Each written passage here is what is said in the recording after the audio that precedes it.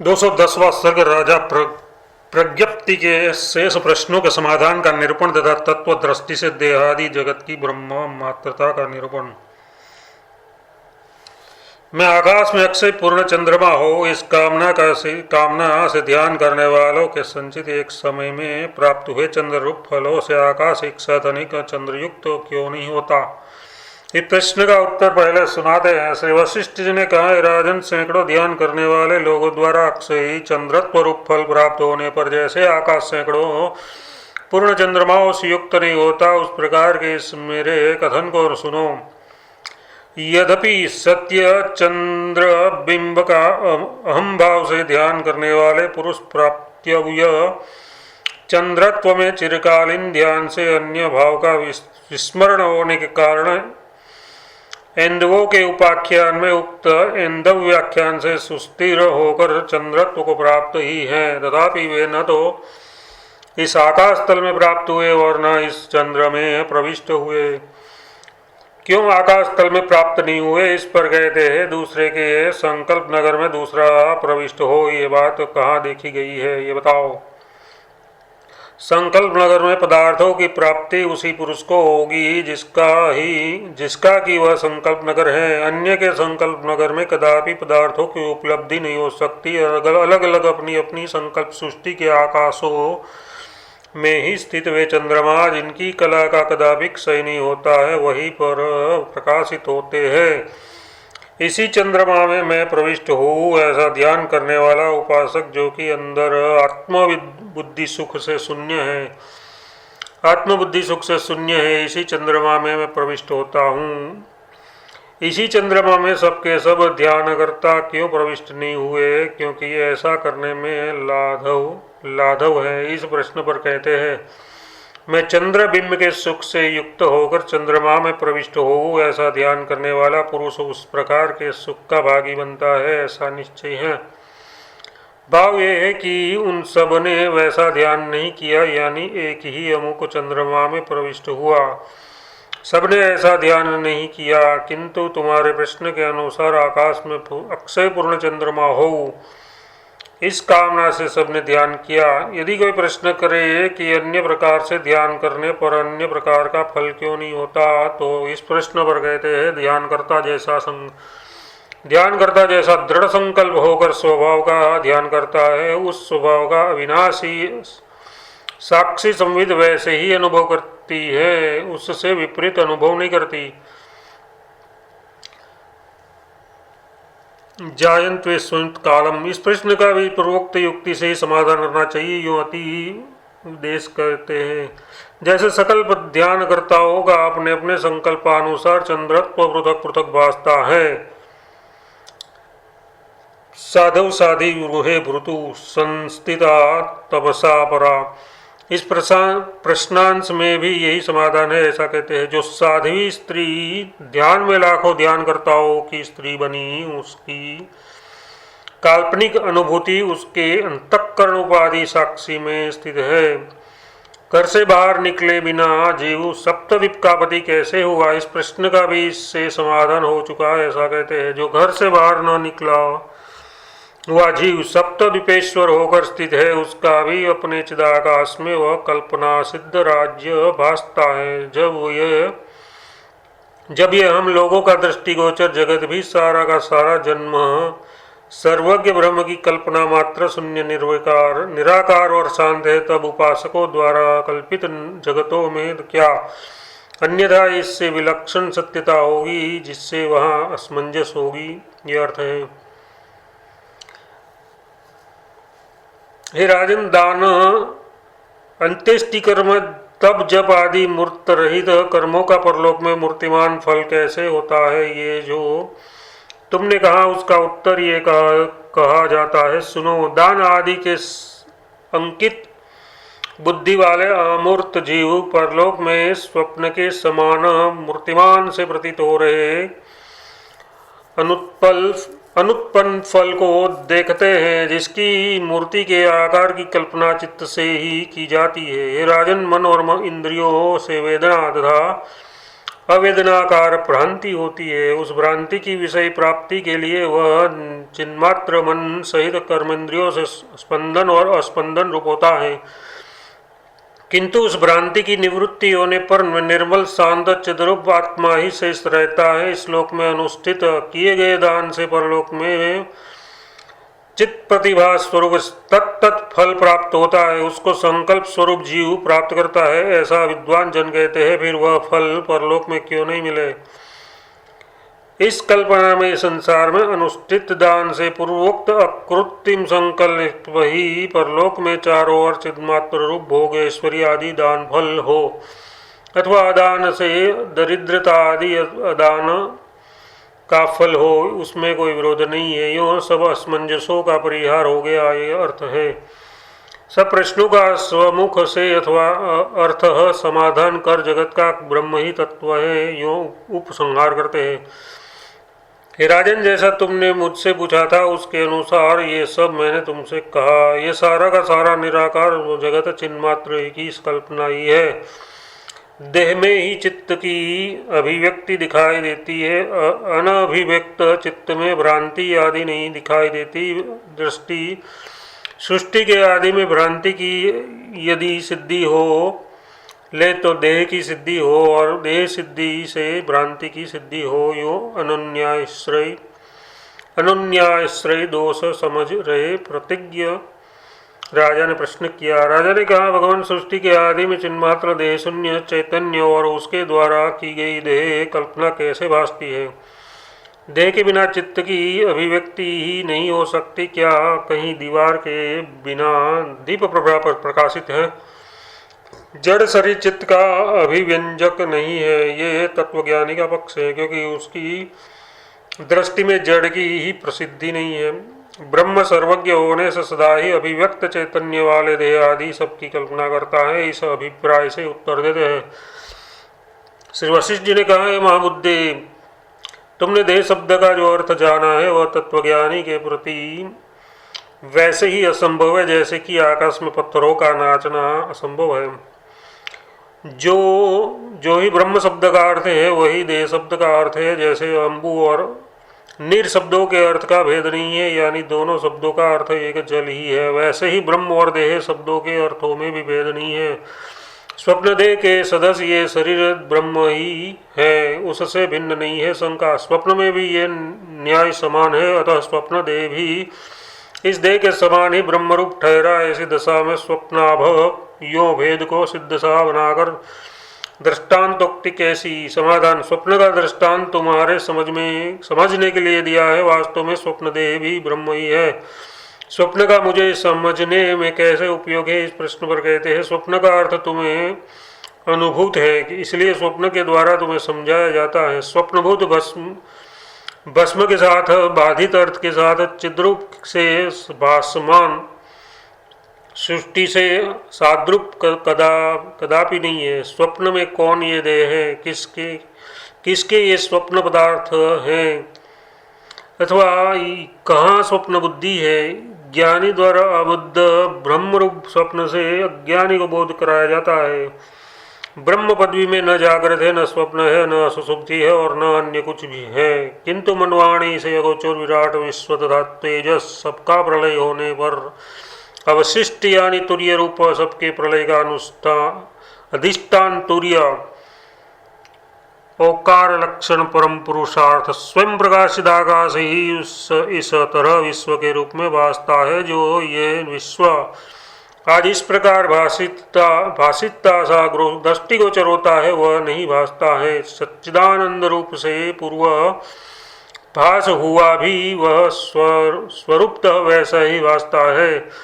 जागृत स्वप्न आदि जैसे कदापि है ही नहीं। अत्यंत निर्मल ब्रह्म वैसा है जैसे संवित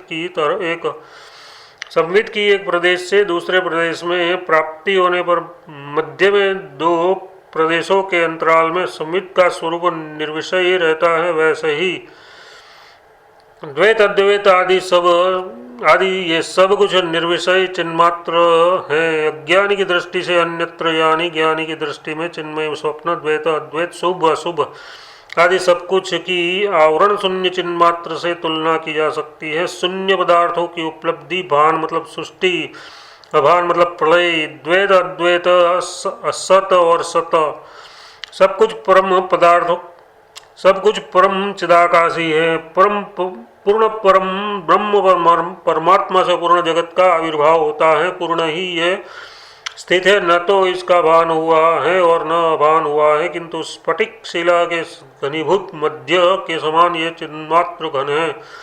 चूंकि ये जगत चित्त का स्फुरण मात्र है, इसलिए निराकार चिदाकाश मात्र ही है। ऐसी स्थिति में जहाँ जहाँ चिन्ह मात्र है वहाँ वहाँ जगत का रहना उचित ही है, और चिदाकाश सर्वत्र है, सर्वव्यापक है, सब जगह पर यह है। इसलिए जगत शब्द से कथित होने पर भी यह सब शांत ब्रह्म ही है। चिदाकाश के संकल्प नगराकार यथास्थित विश्व सारा जगत यथोक्त निर्विकार निर्दोष निर्मल ब्रह्म ही है। इस विषय में अन्य युक्ति का संभव न होने से यही युक्ति सुंदर है। यहाँ युक्ति तथा स्वानुभव के बिना पुरुषार्थ चाहने वाले श्रोताओं के सन्मुख उपदेश शोभा नहीं देता है। राजन, लोक शास्त्र वेद आदि में जो वस्तु युक्ति प्रमाण और अनुभव से सिद्ध है वह सिद्धि ही है।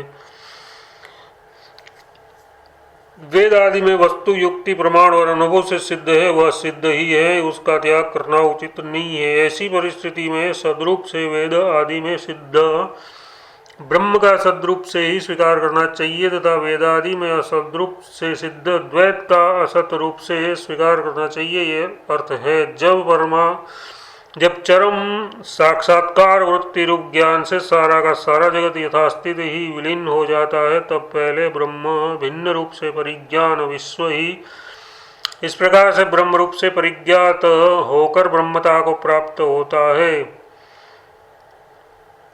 यथार्थो देह शब्दस्य, ये लेकर यहाँ तक कि मेरे द्वारा प्रतिपादित न्याय से जीवन मुक्त सहित लोक वेदादि सारा जगत ब्रह्म ही सिद्ध होता है। इसलिए ये मेरे द्वारा प्रतिपादित न्याय परम पुरुषार्थ का साधन होने से ग्रहण करने योग्य है।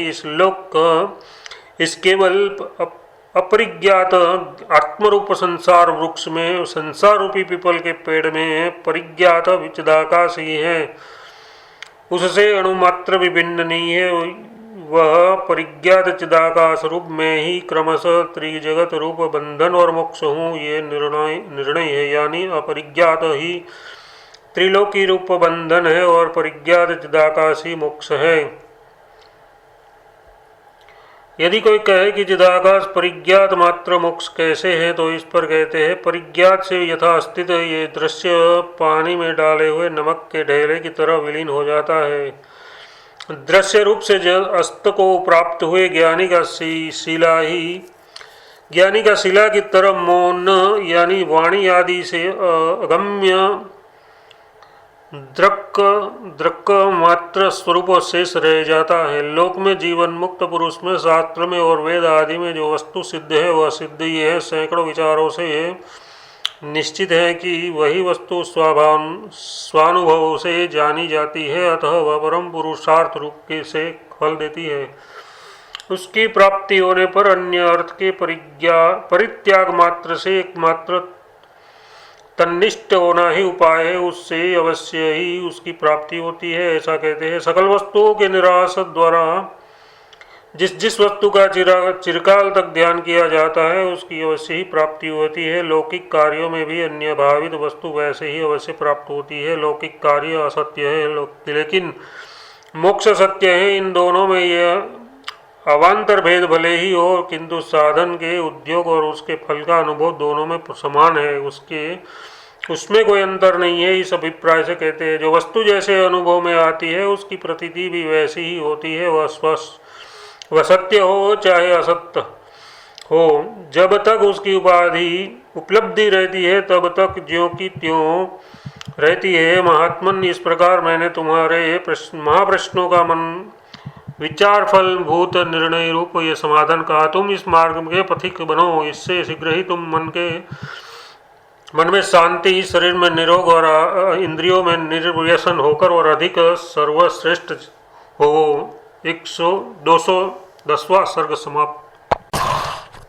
211वां सर्ग। सिद्ध साध्य आदि के विविध लोकों के दर्शनों के उपाय के साथ सकल जगत ब्रह्म ही है, ये पुनः वर्णन। श्री वशिष्ठ जी ने कहा, ये श्री राम जी उन राजा के द्वारा पूछे गए। मैंने वहाँ कुशद्वीप की गीता इलावती नगरी में बैठकर राजा प्रज्ञप्ति पर अनुग्रह करने का अपना प्रयोजन सिद्ध कर स्वर्ग में जाने के लिए आकाश मार्ग का अवलंबन किया। हे मति मानव में श्रेष्ठ श्री रामचंद्र जी आज यहाँ अयोध्या नगरी में विद्यमान हो रहे। मैंने आपसे ये कहा, ये सुंदर दृष्टि रखने से शांत मन होकर आप चिदाकाश हो जाओगे। कारण वाणी का गम्य अज परंपरा शांत आदि मध्य और अंत से शून्य है, इसलिए ये सब कुछ निशब्द ब्रह्माकाशी है। जो चित्त स्फुरण रूप कहा गया है, जो ब्रह्मयों कल्पित नाम वाला कहा गया है, परात्पर कहा गया है, वह निर्नाम शब्द की पहुंच से परे पद है। श्री रामचंद्र जी ने कहा, भगवान सिद्ध साध्य यम ब्रह्मा विद्याधर और देवताओं के लोगों और उनके निवास लोग कैसे दिखाई देते हैं, ये मुझको बताने की कृपा कीजिए।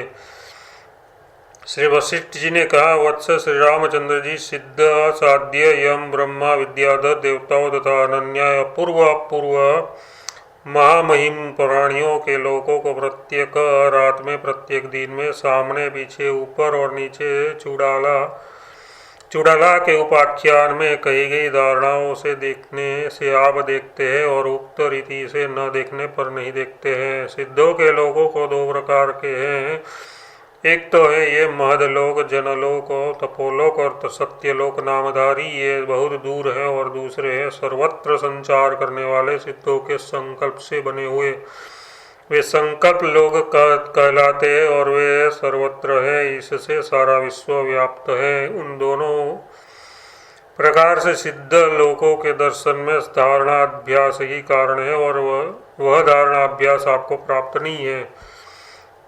तो क्या मुझे उसके दर्शन के लिए धारणा अभ्यास करना चाहिए? इस प्रश्न पर नहीं करना चाहिए, क्योंकि वे लोग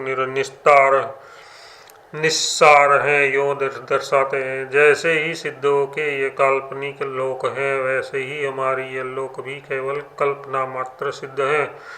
जैसे काल्पनिक भी वायु सब जगह घूमती है, डोलती है, वैसे ही वे घूमते हैं, भ्रमण करते हैं। हमारे लोक में केवल इतनी विशेषता है, ये वैसा नहीं है।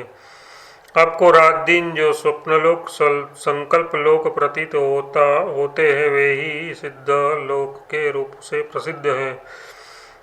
वैसे ही और भी लोकों की रचना कर अपने संकल्प से उन्होंने स्थिर किया है। इसी प्रकार आप भी यदि योग धारणा से स्तरीकृत ध्यान से संकल्पवश प्राप्त हुए लोगों को स्थिर बनाओ तो ये भी शीघ्र बिना किसी विघ्न बाधा से स्थिर बन जाएगा। जैसा चाहे उसका विस्तार हो जाता है, और जैसी चाहे वैसी उनमें संपत्तियां हो जाती है।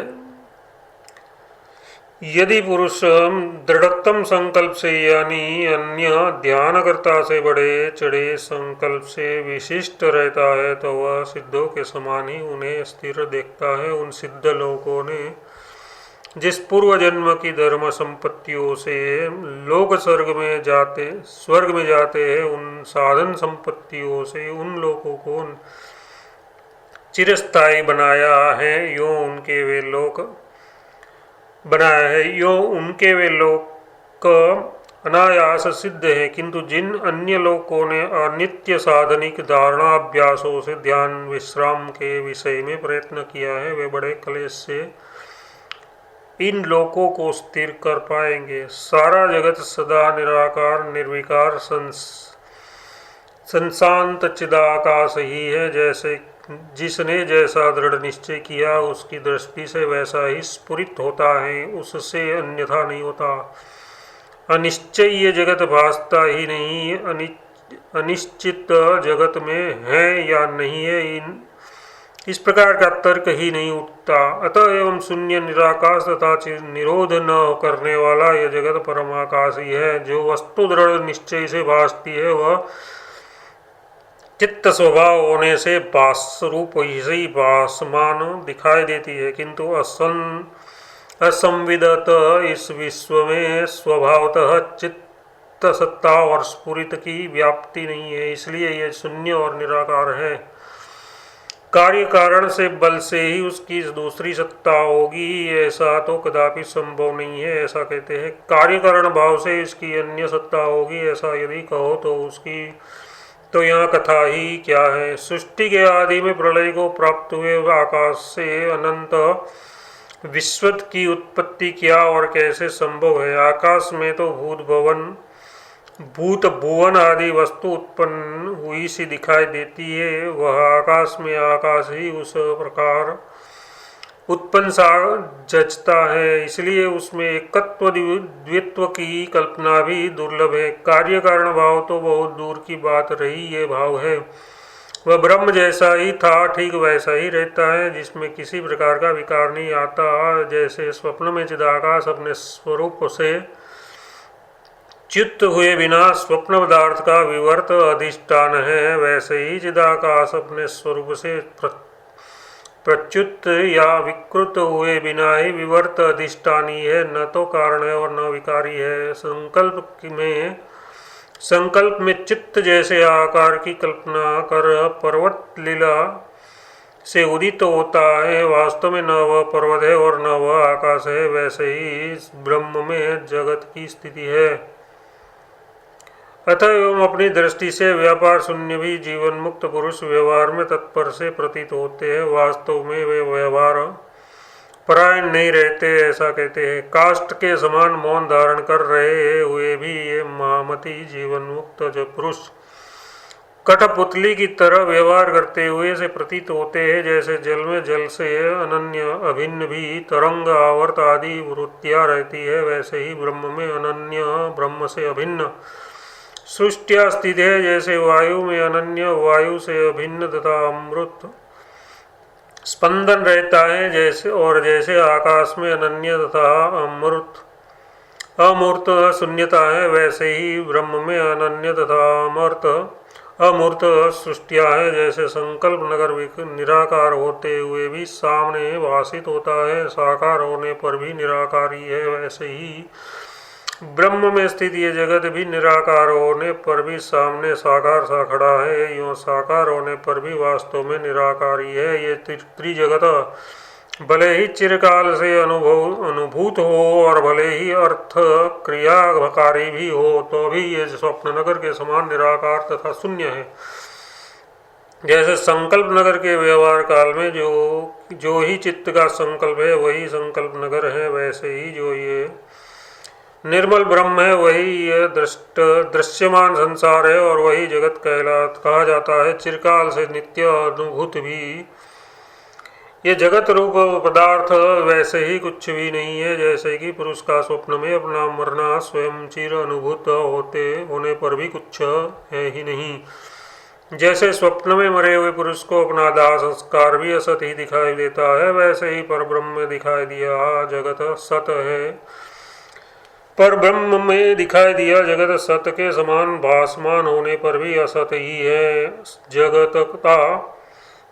जगत्ता और अजगत्ता पर ब्रह्म के निर्मल शरीर है, जो अनन्य रज्जु आदि वस्तु सर्पादि नाम वाली नहीं हो सकती है, वह परमार्थ रूप से सत्य नहीं है।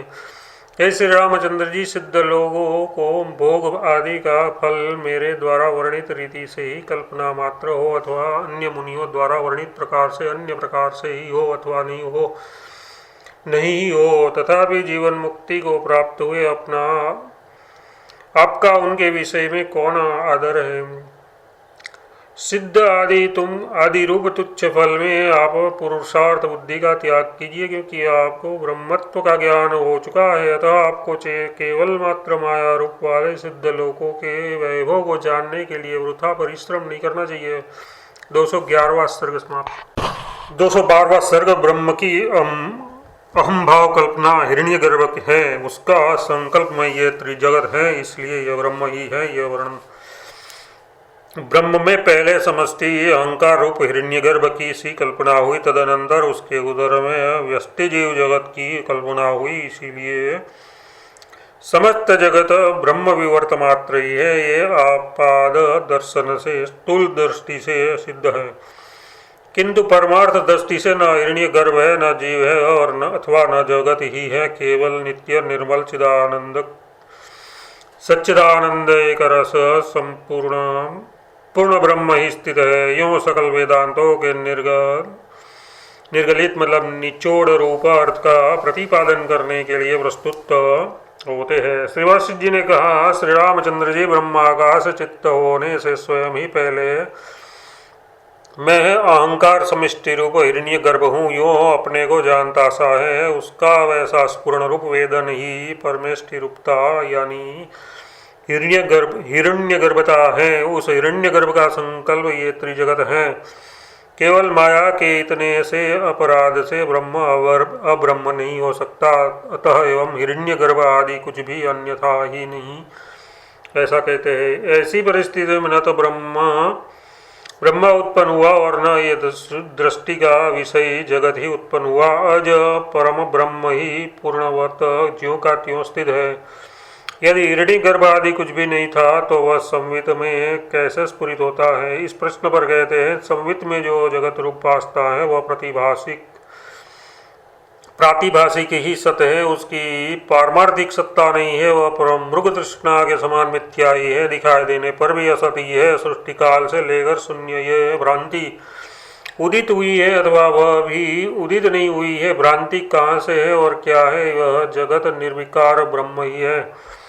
भले ही जगत अनिर्वचनीय ब्रह्म धर्म हो तथापि कोई क्षति नहीं है। ये कहते हैं जगत ब्रह्म रूपी जल का आवर्त है, इसमें एकत्व और द्वैत्व कौन?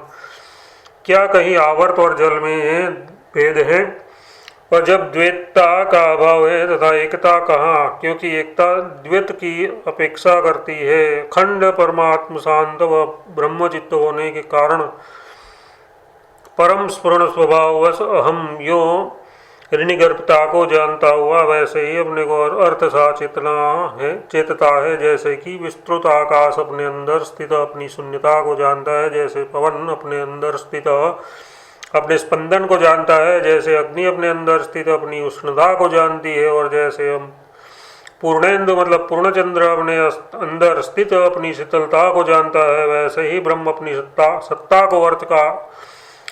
को अर्थ सा जानता है। यदि आप सर्व रूप चैतन्य ही अर्थ के समान स्फुरित होता है ये जान कहते हैं तो वह तो सदा ही है। इसलिए इस समय सृष्टि के आरंभ काल से स्फुरित होता है, ये क्यों कहते हैं? यो श्री रामचंद्र जी प्रश्न करते हैं। श्री रामचंद्र जी ने कहा, भगवान इससे अहम आदि का कब चेत नहीं किया? क्योंकि ये सदा ही आवरण रहित आदि अंत शून्य और नित्य है। इस समय यानी सृष्टि काल से लेकर चेतता है, ऐसा आपने कैसे कहा? ठीक है, युक्ति दृष्टि से ब्रह्म सदा ही अहम आदि तथा निज तत्व को चेतता है, तभी तो सृष्टि और असृष्टि दोनों रूप दोनों ब्रह्म दृष्टियों में प्रमाण सिद्ध होता है। तथापि दोनों दृष्टियों में विषय की सत्ता और असत्ता से उत्पन्न महान अंतर है, इसलिए प्रामाण्य से वे तुल्य नहीं है। इस आशय से स्वीकार कर उत्तर देते हैं।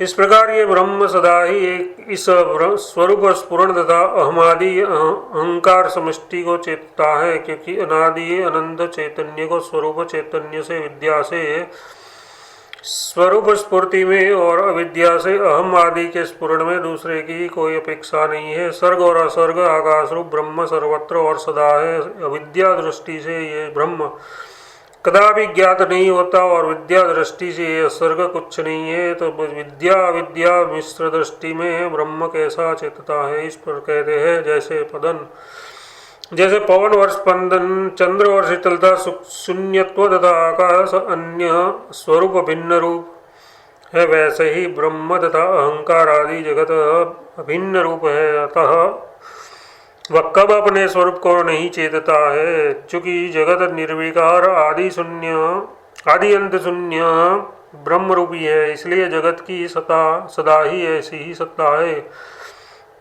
कभी भी इससे विलक्षण सत्ता नहीं है। क्योंकि विपरीत उपाख्यान में कहीं ये इसी कही गई युक्ति के अनुसार सकल जीवों के संसार के उच्छेदन का अवसर प्रसिद्ध नहीं है। इस मिश्र दृष्टि को भी आप अपने बोध की अनुवृत्ति तक ही शब्द श्रवण इत्यादि आदि व्यवहार की सिद्धि के लिए स्वीकार करते हैं। तो स्वीकार कीजिए पर परमार्थ रूप से स्वीकार मत कीजिए, ऐसा कहते हैं। यदि भी आपको यह अद्वितीय ब्रह्म बोध प्राप्त हो चुका है, फिर भी अज्ञान को स्वीकार कर मेरे उपदेश शब्द श्रवण में आसक्त चित्त हो, आप मिश्र दृष्टि से प्राप्त द्वैत को, सप्रपंच निष्प्रपंचता को स्वीकार करते हो, तत्व दृष्टि से कदापि नहीं करते। मिश्र दृष्टि में तो ब्रह्म सर्वात्मक है, उसके अंतर्गत कोई जीव जो कुछ चेतता है तो वह उस जीव से अभिन्न रूप ब्रह्म ही चेतता है, यह उसके रूप से सब कुछ चेतता है। किंतु निर्विशेष ब्रह्म रूप से कोई कुछ भी कभी भी नहीं चेतता, क्योंकि उससे अन्य स्वरूप वाला कोई नहीं है, अतः कदाचित नहीं चेतता। हे श्री रामचंद्र जी, बद्ध की दृष्टि से ब्रह्म सदा त्रिभुवन सा ही भासता है, मुक्त की दृष्टि से ये सब शांत ब्रह्म ही है, उसके अतिरिक्त भेद तनिक भी नहीं है। जैसे आकाश से वृक्ष पर्वत आदि कदापि उत्पन्न होते हैं, वैसे ही ब्रह्म से जगत उत्पन्न होते हैं।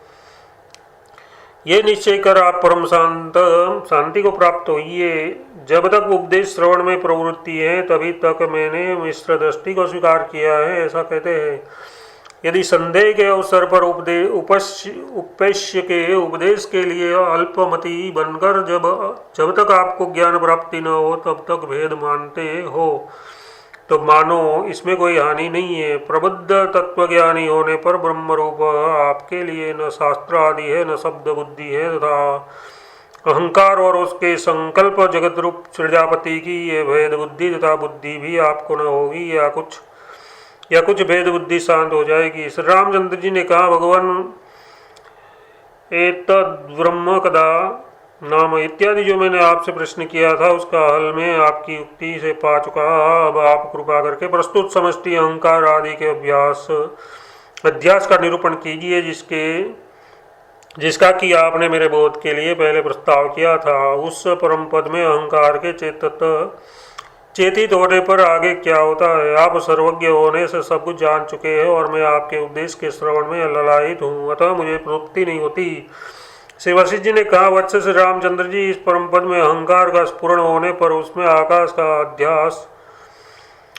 अध्यास होता है, पुनः दिशाओं का अध्यास, काल का अध्यास तथा त्रिविध परिच्छेद का तथा वस्तुकृत परिच्छेद का अध्यास होता है। अहंकाराध्यास परिच्छेदाध्यास का कारण है, ये दर्शाते हैं। जब आत्मा को देह आदि में अहम का भान होता है, तब देह से शून्य स्थल में यहाँ पर मैं नहीं हूँ, इसका भी अवश्य भान होता है। ये देशकृत परिच्छेद है। इसी रीति से स्वात्मा ही नाना प्रकार का परिच्छेदन यानी कालकृत परिच्छेद और वस्तुकृत परिच्छेद बिना क्रम के द्वैत रूप होकर आकाश में उदित होता है। तदुपरांत परस्पर व्यावृत्ति करने वाले जाति गुण क्रिया आदि प्रवृत्ति निमित्तों के भेद की कल्पना से उत्पन्न नाम भेदाभ्यास होता है, ऐसा कहते हैं। तदनंतर इन व्योमात्मक चिदाकाश में पदार्थ भेद सत्ताओं के परस्पर भेदक जाति गुण क्रिया आदि प्रवृत्ति